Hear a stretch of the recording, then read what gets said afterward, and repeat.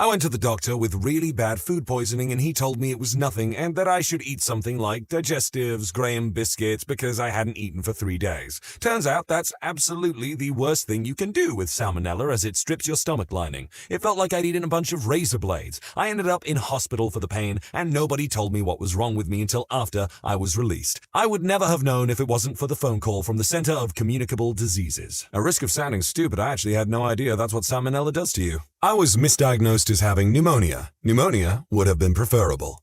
I left work early one day because there was an extremely sharp pain in my back, just under my shoulder blade as well as just underneath my ribcage on the same day. I was also having difficulty breathing. I miraculously managed to drive to the ER. In hindsight, I'm aware it was a dumb idea and got checked in.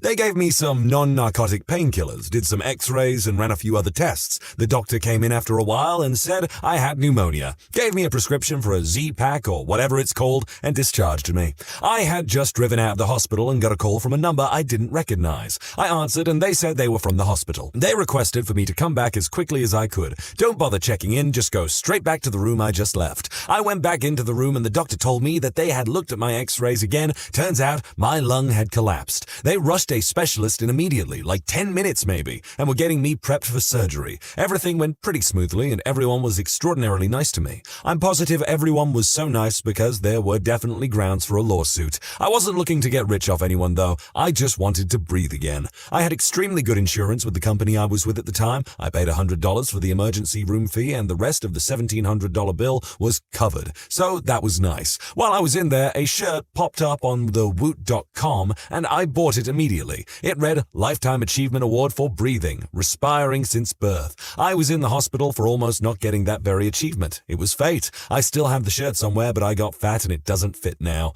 I've been told that quite a few people visited me while I was in the hospital.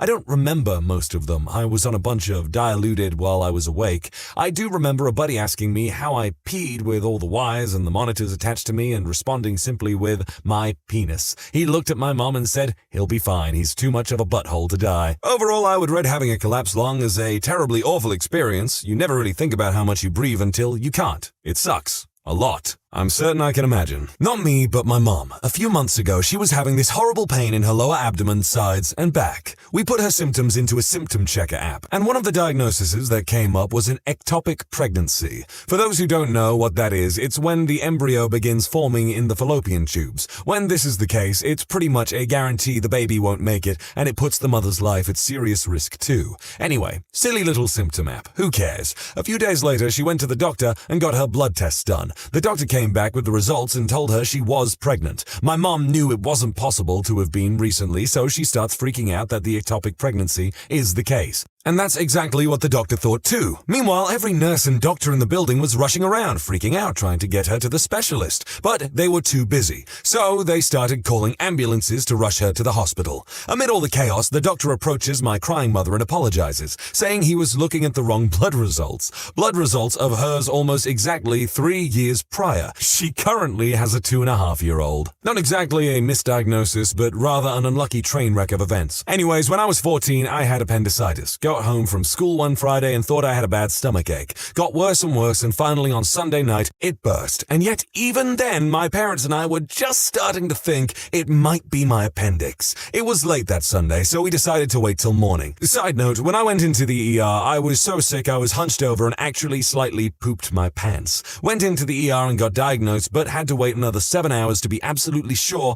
that it was appendicitis because reasons. By the time they wheeled me into the OR, I was vomiting black bile. Woke up from surgery feeling slightly better, but totally knocked out from all the substances. Then my pain started to get worse, and the doctor told me I had an abscess in my abdomen because we waited so long to do the appendectomy. I had two options: get surgery, which would be a surefire but painful way to drain it, or be transferred to their main campus about 15 minutes away and do a procedure to put a drain into it. The drainage would take about a week. I opted for the week-long drain. The operation was successful, and a week later, I'm halfway out the door with the drain still in me as doctors are telling me how to take care of it at home. Then they drew my blood and saw that my white blood cell count was through the roof and made me stay again. I mean, my mom and I were packed up and I was dressed in actual clothes for the first time in a week. I was devastated. We were presented the same options as last time, but I opted for the surgery. As I was being prepped for this surgery, my doctor told me it would only take about an hour. Ended up being 6 hours. The abscess had been in my abdomen for so long that it had inflamed my intestines so badly they shredded my large intestines to near shreds. This was a laparoscopic surgery. My parents were told their son was still on the operating table after a 3-hour delay and given 2 choices: remove the damaged part of my intestines and run the risk of never being able to eat some foods ever again, or getting an ileostomy bag. They chose the latter.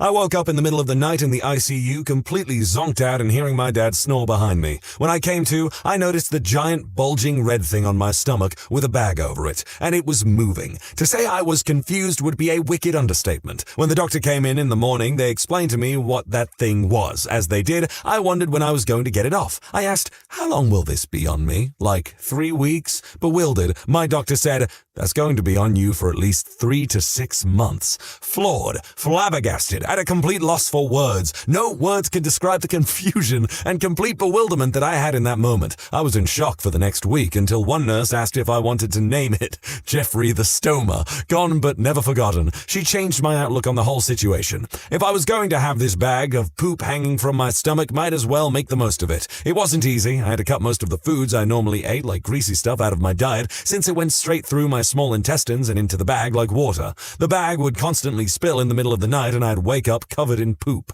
But I made it. Surgery day finally arrived 4 months later and Jeffrey was gone. And then things went from bad to worst in a matter of minutes. I was sitting in the play area they had since I was in the pediatric wing and wanted to walk about. This was about 3 days after the surgery. I was being visited by a friend at that time when I got a sharp pain in my stomach, but it was easily ignorable. It got progressively worse. My thought process went like this: I'll be fine. I'll just take some pain meds when I get back to my bed. I'll see if I can ask for pain meds right now since I'm carrying my IV around with me anyways. I'm going to die, aren't I? Literally minutes before I was walking around by myself with little to no help. Now I was screaming in pain, trying to even lift myself off the couch and into a wheelchair. We waited a week when we decided that I needed another surgery and probably would have another ostomy. 2 side notes. 1, I spent my 15th birthday eating ice chips. 2, because I was so dejected that I was getting another ostomy right before my surgery, my mom went and got me a small amount of what I had been craving all week: